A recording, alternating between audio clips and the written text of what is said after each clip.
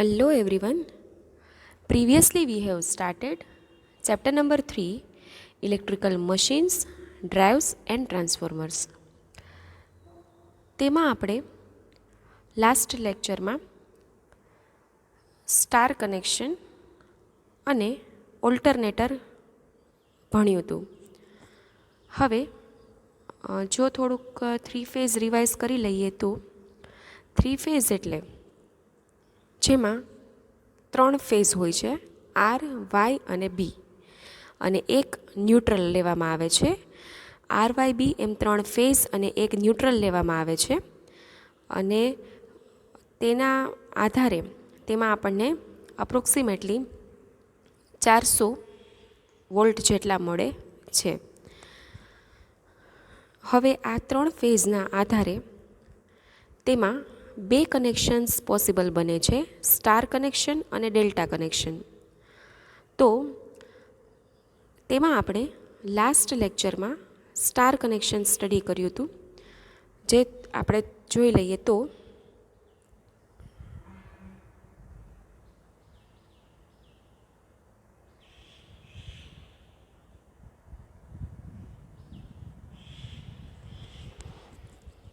અહીં તમે જોઈ શકો છો તેમ સ્ટાર કનેક્શન એટલે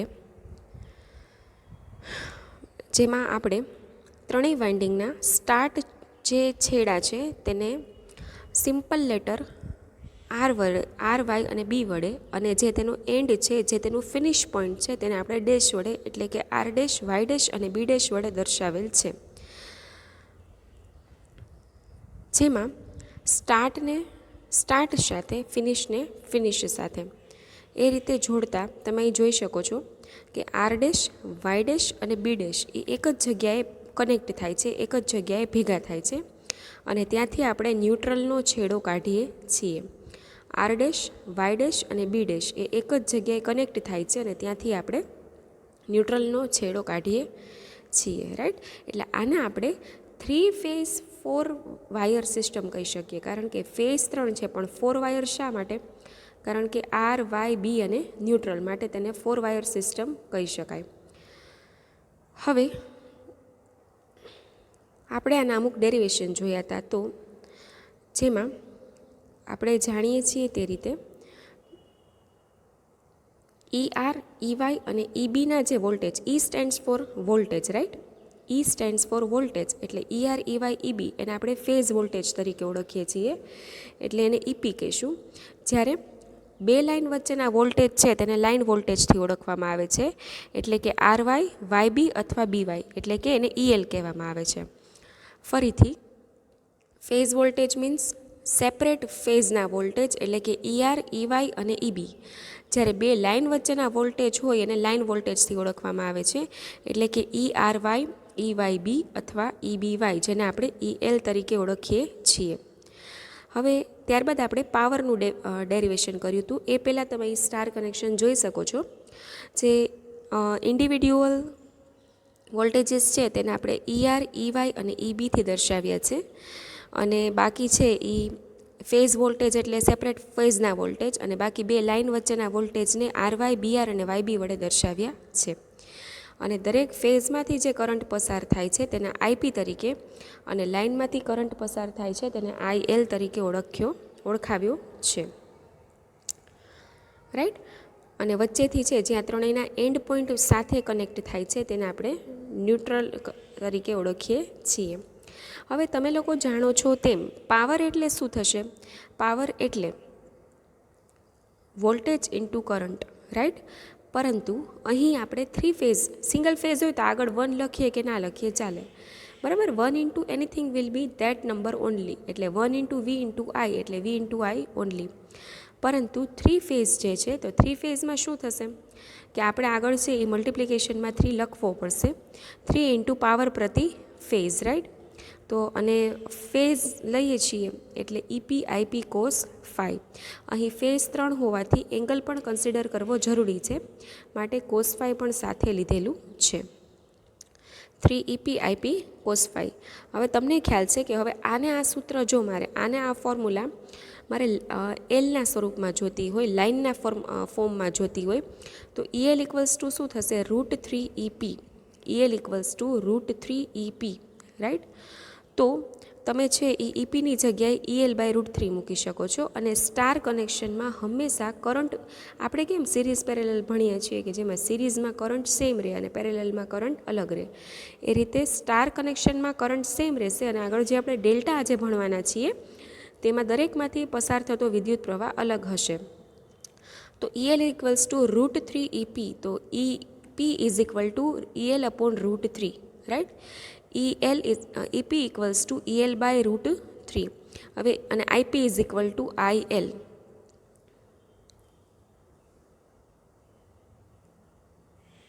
આ તમે મૂકી શકો છો આમાં. તો EP ઇઝ ઇક્વલ ટુ, આ સૂત્રમાં મૂકશો એટલે √3 કેન્સલ, એટલે √3 ઇન્ટુ EL/IL cos phi. એટલે કે આ જ પાવરને જો તમે પીના સ્વરૂપમાં દર્શાવો, મીન્સ ફેઝના ફોર્મમાં દર્શાવો, તો 3EP IP cos phi. અને જો તમે લોડના ફોર્મમાં દર્શાવો તો √3 EL/IL cos phi. આ આખું હતું સ્ટાર કનેક્શન. હવે આજે આપણે સ્ટાર્ટ કરવા જઈ રહ્યા છીએ ડેલ્ટા કનેક્શન. ડેલ્ટા એટલે સિમ્પલ જો હું તમને કહું તો એ ત્રિકોણ જે શેપ હોય એને ડેલ્ટા કહેવાય. હવે ટ્રાયેંગલ છે અને 3 એંગલ હોય અને 3 લાઇન સેગમેન્ટ હોય, 3 સાઇડ્સ હોય. એટલા માટે આપણે સમજી શકીએ છીએ કે આ 3 સાઇડ્સ ઉપર આપણે છે એક વાઇન્ડિંગ રાખી દઈશું, માટે આપણે એને ડેલ્ટા કનેક્શન કહીએ છીએ. પરંતુ અહીં 3 જ સાઇડ છે એટલે અહીંથી કોઈ ન્યુટ્રલ છેડો આપણે જે સ્ટાર કનેક્શનમાં લેતા હતા એ લેવામાં આવશે નહીં, રાઈટ? હવે જુઓ, આપણે પહેલાં તો ડેલ્ટા કનેક્શનમાં કઈ રીતે સ્ટાર્ટ અને ફિનિશ જોડવામાં આવે છે, સ્ટાર્ટ અને ફિનિશ ત્રણેય વાઇન્ડિંગના, એ રીતે આપણે એ છે એ જોઈએ. તો આમાં છે એ ઓલામાં સ્ટારમાં સ્ટાર્ટ ટુ સ્ટાર્ટ હતું, જ્યારે આમાં સ્ટાર્ટ ટુ ફિનિશ અને સ્ટાર્ટ ટુ ફિનિશ. એનો મતલબ શું? તો કે આરનો સ્ટાર્ટ એની સાથે આરનો ફિનિશ, વાયનો સ્ટાર્ટ એની સાથે વાયનો ફિનિશ, અને બીનો સ્ટાર્ટ એની સાથે બીનો ફિનિશ, રાઈટ? એટલે કે સ્ટાર્ટ ટુ ફિનિશ કનેક્શન કરવામાં આવે છે. હવે તમે અહીં ડેલ્ટા કનેક્શન જોઈ શકો છો. તો જુઓ તમે કે અહીં આપણે જો જોઈએ તો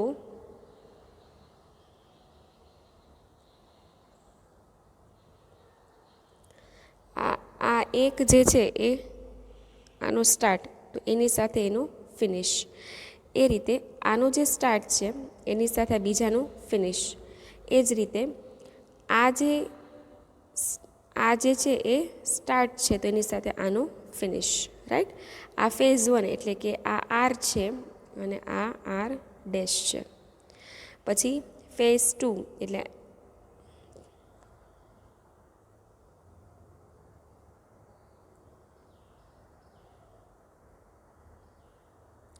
જો આપણે નામ આપીએ તો આ ફેઝ 1 એટલે આનો સ્ટાર્ટ એટલે આર, ફિનિશ એટલે આર ડેશ. એવી રીતે ફેઝ 2 તો આ એનો વાય છે, તો ફિનિશ એટલે આ એનો થશે વાય ડેશ, રાઈટ? આ એનો સ્ટાર્ટ એટલે આ બી છે, તો આ ફિનિશ એટલે શું થશે? B dash. આ કનેક્શનમાં હશે આર સાથે આર ડેશ, વાય સાથે વાય ડેશ અને બી સાથે બી ડેશ, રાઈટ? એટલે કે સ્ટાર્ટ સાથે ફિનિશ, સ્ટાર્ટ સાથે ફિનિશ અને સ્ટાર્ટ સાથે ફિનિશ. એ જ વસ્તુ જો તમે આ આકૃતિમાં જુઓ તો કઈ રીતે મળશે? તો કે આ આકૃતિમાં તમે જોઈ શકો છો કે આ સ્ટાર્ટ છે તો આ ફિનિશ છે, તો બંને એકબીજા સાથે કનેક્ટેડ છે. એ જ રીતે આ સ્ટાર્ટ છે ને આ ફિનિશ છે, એકબીજા સાથે કનેક્ટેડ છે. ફેઝ 3 માટે આ સ્ટાર્ટ છે તો નીચે છે એ ફિનિશ છે, રાઈટ? એટલે કે જો આપણે આ ફિગરમાં જોઈએ તો this is your R, then this is R dash. એ જ રીતે આ વાય છે તો વાય ડેશ, અને આ બી છે તો નીચે આવશે બી ડેશ, રાઈટ? આને આપણે ડેલ્ટા કનેક્શન કહીએ છીએ. હવે જો આપણે ડેલ્ટા કનેક્શનની થોડીક ખાસિયતો જોઈએ તો ડેલ્ટા કનેક્શનમાં ન્યુટ્રલ વાયર હોતો નથી. એટલે આ કનેક્શનને આપણે શું કહી શકીએ છીએ? આ જે કનેક્શન છે તેને આપણે કહેશું 3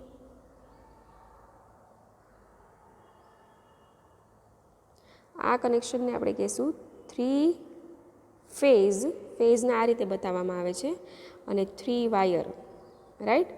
જે આપણે સ્ટાર કનેક્શનમાં શું કહેતા હતા, આ જ વસ્તુને, આ જે સેમ વસ્તુ હતી એ સ્ટાર કનેક્શનમાં આપણે કહેતા હતા 3 ફેઝ 4 વાયર સિસ્ટમ. એ આપણું હતું સ્ટાર કનેક્શન, રાઈટ. હવે આ જે કનેક્શન છે સ્ટાર કનેક્શનમાં લોડ કરંટ સેમ રહેતો હતો, રાઈટ. હવે આપણે જો ડેલ્ટા કનેક્શનમાં જોઈએ તો એમાં વોલ્ટેજીસ સેમ રહેશે.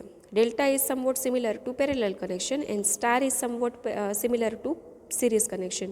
એટલે કે અહીં લાઇન વોલ્ટેજ અને ફેઝ વોલ્ટેજ સેમ રહેશે, એટલે કે EL equals to EP. EL એટલે તમે જાણો જ છો કે દરેક બે લાઇન વચ્ચેના, બે ફેઝ વચ્ચેના વોલ્ટેજ, એટલે કે ERY, YB અને BR. અને જ્યારે ફેઝ એટલે શું થશે, એટલે કે સેપરેટ ફેઝના વોલ્ટેજ RY અને Bના, રાઈટ. હવે આપણે પાછો પાવરનું ફોર્મ્યુલા જો ડિરાઈવ કરીએ તો શું થશે. અને હા, તમે ડેલ્ટા કનેક્શનમાં રિલેશન જુઓ તો IL is equal two √3IP. માં શું હતું સ્ટારમાં, EL is equal two √3EP. અહીંયા શું થશે, સેમ વસ્તુ અપ્લાય થશે કરંટ પર, એટલે કે IL ઇક્વલ્સ ટુ √3IP. હવે આપણે જો પાવરની ફોર્મ્યુલા ડિરાઈવ કરીએ તો શું થશે પાવરની ફોર્મ્યુલા, તો જુઓ તમને ખ્યાલ છે P is equal to 3 phase એટલે 3 VP IP cos phi, કે જે તમે અહીં જોઈ શકો છો, રાઈટ. હવે આ જે ફોર્મ્યુલા છે એમાં આપણે VPની જગ્યાએ VL મૂકી દઈશું અને ILની જગ્યાએ આપણે મૂકીશું IPની જગ્યાએ મૂકીશું IL/√3, રાઈટ. ILની જગ્યાએ મૂકીશું IPની જગ્યાએ IL/√3. હવે એ મૂકશો એટલે તમને મળી જશે, આ મૂકીશું એટલે શું મળી જશે,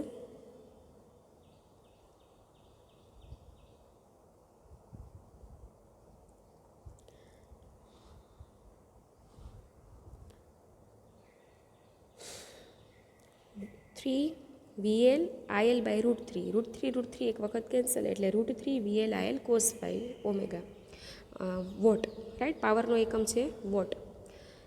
એટલે કે જો ફેઝના ફોર્મમાં આપણે જોતું હોય તો 3 VPIP cos phi, અને જો આપણે લોડના ફોર્મમાં જોતું હોય તો 3 VL IL cos phi સૂત્ર થશે, રાઈટ, જે બે માટે સમાન છે. એટલે હવે આપણે જે આ કનેક્શન્સ જોયા સ્ટાર અને ડેલ્ટા, તો આ જે કનેક્શન્સ છે એમાં તમને જે વાઇન્ડિંગ દેખાય છે એની જગ્યાએ, એટલે કે તમે લોકો આ જે વાઇન્ડિંગ જુઓ છો, રાઈટ, આ વાઇન્ડિંગ્સ એની જગ્યાએ રઝિસ્ટર પણ હોઈ શકે છે, કેપેસિટર પણ હોઈ શકે છે, અને ઇન્ડક્ટર, કે જે તમારે કેપેસિટર ઇન્ડક્ટર 5મા ચેપ્ટરમાં આવશે, એ પણ અહીંયા જોડી શકાય છે, અથવા કોઈ પણ 3ને સાથે જોડી શકાય છે, કોઈ પણ 2, એટલે કે R અને Cને જોડી શકાય છે, R અને Lને, કે L અને Cને, અથવા RLC ત્રણેયને, રાઈટ. હવે તમને કોઈ એમ કે સૌથી વધારે પ્રોટેક્ટિવ કોણ છે, પ્રોટેક્શનવાળું, તો પ્રોટેક્શનવાળું જો કોઈ કનેક્શન હોય તો એ છે સ્ટાર કનેક્શન. શા માટે, કારણ કે સ્ટાર કનેક્શનમાં તમે જાણો છો તેમ શું થાય છે, તો કે સ્ટાર કનેક્શનમાં સાથે ન્યુટ્રલ હોય છે. Neutral is behaving as a ground, એટલે ત્યાં તમે ગ્રાઉન્ડ આપી દેશો એટલે શું થશે કે ક્યારેય પણ એક્સેસ વોલ્ટેજીસ થશે તો તે ત્યાં ગ્રાઉન્ડ થઈ જશે, રાઈટ. અને તમને કોઈ એમ પૂછે કે write down the difference between star and delta connection, ઘણી વખત એક્ઝામમાં સ્ટાર અને ડેલ્ટા કનેક્શનનો તફાવત પૂછાય છે. તો સૌથી પહેલાં તમે ફિગર આપી શકો છો. બીજું તમે શું કહી શકો છો કે સ્ટાર જોડાણ જે છે તે 3 ફેઝ 4 વાયર સિસ્ટમ છે, જ્યારે ડેલ્ટા કનેક્શન છે એ 3 ફેઝ 3 વાયર સિસ્ટમ છે. ડેલ્ટાની સરખામણીમાં સ્ટાર વધુ સુરક્ષિત સિસ્ટમ છે, તે જ રીતે ડેલ્ટા છે એ ઓછી સુરક્ષિત સિસ્ટમ છે. ત્યારબાદ એના પછી જોઈએ તો ચોથું શું આવશે, તો કે સ્ટાર છે, સ્ટાર કનેક્શનમાં આપણે રિલેશન જોઈ ચૂક્યા છીએ તે રીતે IL is equal to IP અને EL is equal to √3 EP, જ્યારે ડેલ્ટા કનેક્શનમાં EL is equal to EP અને IL is equal to √3 IP, right. અહીં છે એ VP લીધેલું છે, VPVL, તમે EPEL પણ લઈ શકો છો, રાઈટ. જે સ્ટારમાં આપણે વોલ્ટેજને E લીધા, તો આમાં પણ તમે V ના લો અને E લો તો પણ ચાલે.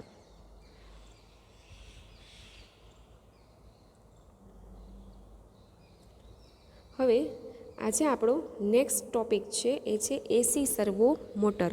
આપણે DC સર્વો મોટર ભણી ચૂક્યા છીએ, રાઈટ. હવે AC સર્વો મોટર એટલે શું? DC સર્વો મોટરની જે રચના છે એ DC મોટર જેવી જ હતી, રોટર ભાગ, સ્ટેટર ભાગ. હવે AC સર્વો મોટર એટલે શું? તો કે AC સર્વો મોટરમાં આપણે સિંગલ ફેઝનો ઉપયોગ નહીં કરીએ, 2 ફેઝનો ઉપયોગ કરીશું. તમે સિંગલ ફેઝ એટલે જાણો છો 230 વોલ્ટ, તમે 3 ફેઝ એટલે જાણો છો કે 400 વોલ્ટ. તો આ આપણી માટે તદ્દન નવું છે કે તો પછી જે છે એ 3 ફેઝ 2 ફેઝ શું છે? તો 2 ફેઝ એકચ્યુઅલી હોતું નથી, એને ક્રિએટ કરવામાં આવે છે, રાઈટ. 2 ફેઝ હોતું નથી, એને ક્રિએટ કરવામાં આવે છે, રાઈટ. હવે તો આપણને પ્રશ્ન એ થાય કે શા માટે આપણે આ મોટર છે તેને આપણે 2 ફેઝ આપવું જોઈએ? એવું તો શું છે કે જેથી આપણે એને સિંગલ ફેઝ પર ન ચલાવી શકીએ? તો હવે જુઓ, ચુંબકીય ક્ષેત્ર ઉત્પન્ન કરવા માટે તમારે હંમેશા વોલ્ટેજીસ આપવા પડે છે. જ્યારે તમારે સ્થિર ચુંબકીય ક્ષેત્ર જોતું હોય ત્યારે સિંગલ ફેઝથી કામ ચાલી જાય છે, પરંતુ જ્યારે તમારે ફરતું ચુંબકીય ક્ષેત્ર જોઈએ છે ત્યારે ફરજિયાત તમારે 2 ફેઝ અથવા 3 ફેઝ સાથે ડીલ કરવી પડે છે. તો હવે આપણો નેક્સ્ટ ક્વેશ્ચન આપણને એ થાય કે ફરતું ચુંબકીય ક્ષેત્ર અને સ્થિર ચુંબકીય ક્ષેત્રમાં શું ફરક? સ્થિર ચુંબકીય ક્ષેત્રને તમે ઓલ્ટરનેટર ચુંબકીય ક્ષેત્ર તરીકે પણ ઓળખી શકો છો. હવે સ્થિર આપણે અત્યાર સુધીની જેટલી પણ એપ્લિકેશન ભણ્યા એમાં આપણે સ્થિર ચુંબકીય ક્ષેત્ર ભણ્યા. એટલે કઈ રીતે? તો કે તમે જોઈ શકો છો કે ચુંબકીય ક્ષેત્ર છે આ રીતે સ્થિર જ હોય. જ્યારે રોટેટિંગ એટલે ચુંબકીય ક્ષેત્ર એટલે એની દ્વારા કોઈ પણ વસ્તુ રોટેટ થતી હોય, એવું આપણું આ ફર્સ્ટ ડિવાઇસ છે, રાઈટ. તો આ ફર્સ્ટ ડિવાઇસ છે જેમાં રોટેટિંગ ચુંબકીય ક્ષેત્ર ઉત્પન્ન થતું હશે. તો રોટેટિંગ ચુંબકીય ક્ષેત્ર ઉત્પન્ન કરવા માટે હંમેશા તમારે કાં 2 ફેઝ વાઇન્ડિંગ સપ્લાય કરવો પડે ઉપયોગ, અથવા તમારે 3 ફેઝ કરવો પડે. સિંગલ ફેઝથી માત્ર ને માત્ર તમે ઓલ્ટરનેટિંગ ચુંબકીય ક્ષેત્ર જ ઉત્પન્ન કરી શકો છો, રાઈટ. તો અહીં આપણે અને actually in real life single phase છે એ હોય છે, 3 ફેઝ હોય છે, 2 ફેઝ આપણે ક્રિએટ કરીએ છીએ. હવે જુઓ, આનો સિદ્ધાંત જોઈએ. જ્યારે 2 ફેઝ વાઇન્ડિંગને 2 ફેઝ AC સપ્લાય આપવામાં આવે છે ત્યારે ફરતું ચુંબકીય ક્ષેત્ર ઉત્પન્ન થાય છે. હવે આ ક્ષેત્રને બંધ પરિપથ કે જ્યાંથી છે કરંટ બહાર જઈ શકે નહીં એવા પરિપથમાં મૂકવામાં આવે તો કરંટ ઇન્ડ્યુસ થાય છે અને કોઇલ પર ટોર્ક લાગુ પડે છે. ટોર્ક લાગુ પડે એટલે કોઇલ શું કરવા માટે? કોઈ પણ ડિવાઇસ પર જ્યારે ટોર્ક લાગુ પડે ત્યારે તે પોતાની જગ્યા પર ફરવા માંડે છે, એન્ટી ક્લોકવાઇઝ અથવા ક્લોકવાઇઝ. તો હવે આપણે જો અહીં AC સર્વો મોટર જોઈએ તો તમને ખ્યાલ જ છે 2 ભાગ હશે, સ્ટેટર અને રોટર. સ્ટેટર એટલે જે ભાગ આખા ઓપરેશનમાં સ્થિર રહેવાનો છે તેને આપણે સ્ટેટર કહેશું, અને રોટર એટલે એવો ભાગ કે જે થરલી ઓપરેશન આપણી સાથે ફરવાનું છે, બરાબર. રોટર એટલે નામ જ બતાવે છે કે રોટેશન, રોટેશન એટલે ફરવું, રાઈટ. તો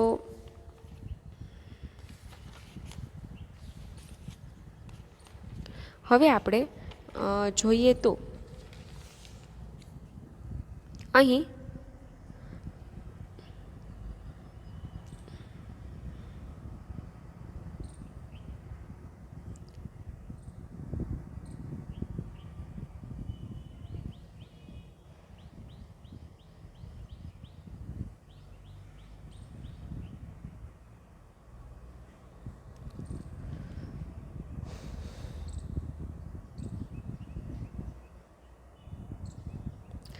આ જે છે એ રોટર છે, રાઈટ.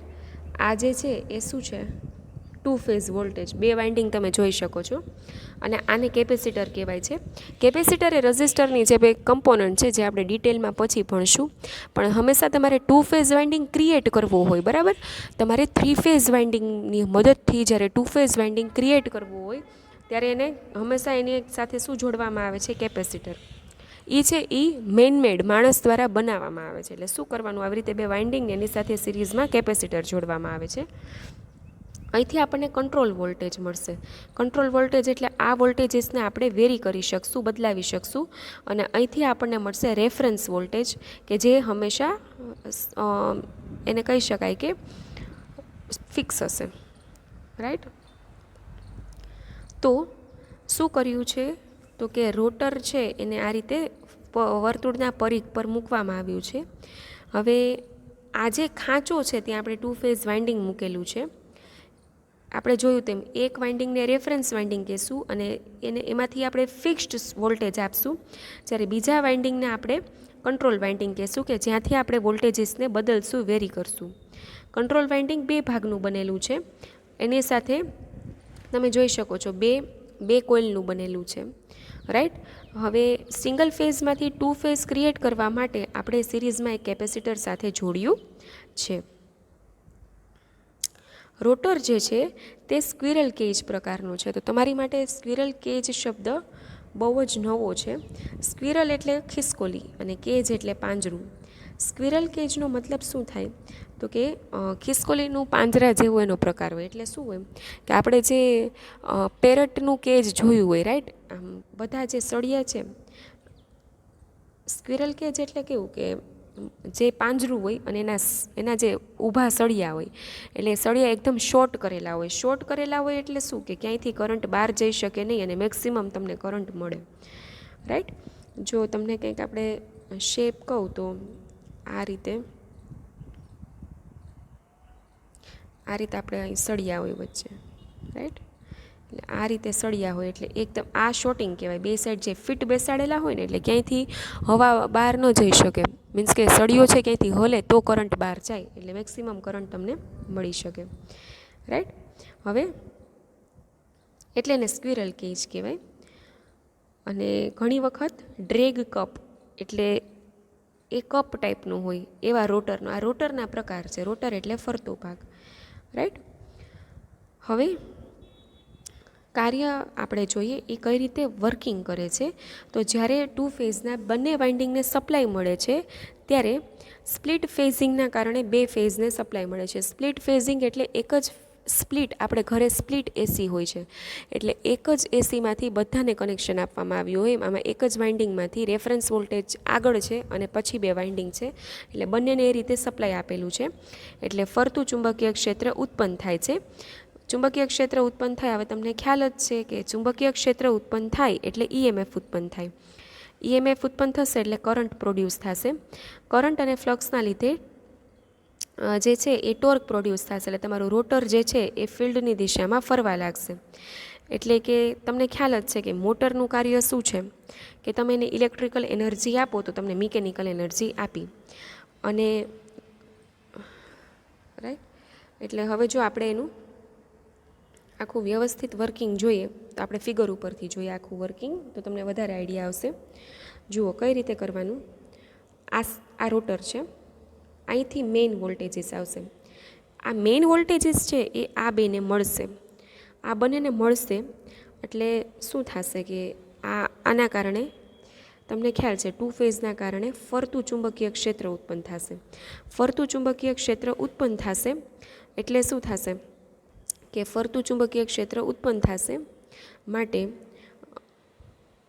તમે છે એ ફરતું ચુંબકીય ક્ષેત્ર ઉત્પન્ન થાય એટલે વાહકમાં ઈએમએફ ઉત્પન્ન થાય. તમને હવે ખ્યાલ જ છે કે ચુંબકીય ક્ષેત્ર હંમેશા ઈએમએફ ઉત્પન્ન કરે. ઈએમએફ છે એ આમાં ઉત્પન્ન થાય. હવે આમાં સળિયા છે શોર્ટ કરેલા છે એટલે એ શોર્ટ કરેલા સળિયામાં કરંટ ઉત્પન્ન થાય. ટોર્ક છે હંમેશા યાદ રાખો, કોઈ પણ જગ્યાએ ટોર્ક આપણે આ સિંગલ ફેઝ ઇન્ડક્શન એનર્જી મીટરમાં પણ ભણી ચૂક્યા છીએ. તમારે ટોર્ક પ્રોડ્યુસ કરવો હોય તો એક તો તમારી પાસે કરંટ હોવો જોઈએ અને એક તમારી પાસે ફ્લક્સ હોવો જોઈએ. ચુંબકીય ક્ષેત્ર એટલે ફ્લક્સ છે, ચાલો એ તો ઉત્પન્ન થઈ ગયું, અને સાથે સળિયામાં કરંટ ઉત્પન્ન થઈ ગયું. એટલે તમારા રોટર ઉપર શું લાગશે? ટોર્ક લાગશે. ટોર્ક લાગશે એટલે આ રોટર જે છે એ ફિલ્ડની દિશામાં શું કરવા માંડશે, આ રીતે મૂવમેન્ટ કરવા માંડશે. હવે જો સપોઝ આપણે એની દિશા બદલાવી છે, તો આપણે એની દિશા કઈ રીતે બદલાવી શકશું, તો કે એની જે દિશા જે છે એ તમે આ વાઇન્ડિંગ છે એ આ રીતે કરેલું. જો તમે એની વાઇન્ડિંગની દિશા ફેરવી નાખો તો શું થઈ જાય કે રોટર તમારું જે રોટર જે છે એ આ દિશામાં ફરતું હતું એની બદલે ઊંધી દિશામાં ફરવા લાગે. ટૂંકમાં તમે રોટરને ફેરવ્યું એટલે તમે આપી હતી સપ્લાય, 2 ફેઝ એસી સપ્લાય આપ્યું હતું. એટલે 2 ફેઝ એસી સપ્લાય આપ્યું હતું એટલે ઇલેક્ટ્રિકલ એનર્જીમાંથી રોટર ફરવા લાગ્યું એટલે કે તમને મિકેનિકલ એનર્જી પ્રાપ્ત થઈ ગઈ. માટે કહેવાય છે કે મોટરે ઇલેક્ટ્રિકલ એનર્જીને મિકેનિકલ એનર્જીમાં કન્વર્ટ કરે છે. હવે આપણે થોડા ફાયદા ગેરફાયદાઓ વિશે વાત કરીએ તો ફાયદાઓમાં શું થશે કે રોટરનું વજન આર્મેચર કરતાં ઓછું હોય એટલે એને ચાલુ બંધ થવામાં સમય ઓછો લાગે. જડત્વ એટલે એ તરત જ ફરવા માંડે, એકદમ હેવી ના હોય. પછી એમાં જે બ્રશ અને કમ્યુટેટર વગેરે કાંઈ વપરાય નહીં. શા માટે? કારણ કે મેં તમને કીધું છે કમ્યુટેટરનું જે કાર્ય છે એ શું છે, એસીને ડીસીમાં કન્વર્ટ કરવાનું. હવે આમાં તો શું છે કે આપણે આઉટપુટ એસી સર્વો મોટર છે એટલે આપણે આઉટપુટ જ એસી જોઈએ છે એટલે એને ડીસીમાં કન્વર્ટ કરવાની જરૂર નથી. માટે કમ્યુટેટર વપરાયું જ નથી. એટલે કહી શકાય કે બ્રશ અને કમ્યુટેટર વગેરે ન હોવાથી મેન્ટેનન્સ નહીવત છે, રાઈટ.